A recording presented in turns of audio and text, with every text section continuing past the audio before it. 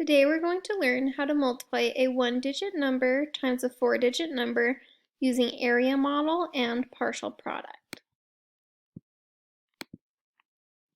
Since we have a four-digit number, we need a box for each place value.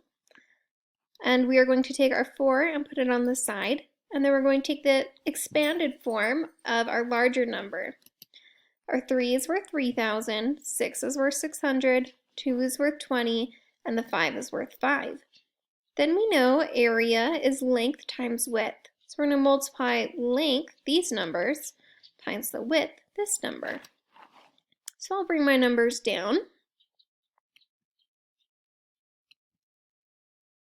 And then I'll bring my 4 over into each box.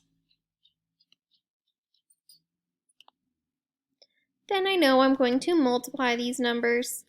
Remember, when there's zeros, just multiply the other numbers and then you add your zeros back on to change the place values. So 4 times 3 is 12, and because there's 3 digits here, I need to add on 3 zeros here. Same thing with the next one. 6 times 4 is 24 plus 2 more zeros. 2 times 4 is 8 plus 1 zero, and 5 times 4 is 20. We know we're going to take these numbers and we're going to add them up on the side, making sure that we write neatly enough that we can see our place values lined up. When we add this up, our answer becomes 14,500.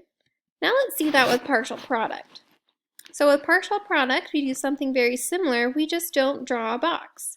We're still going to take our larger number and break it apart into expanded form. So that's 3,000 plus 600 plus 20 plus 5. Now we're going to multiply that by 4. But this time our 4 goes down here because we're lining up our place values, and these are both in the ones place. Then we're going to multiply starting in the ones place. 4 times 5 is 20.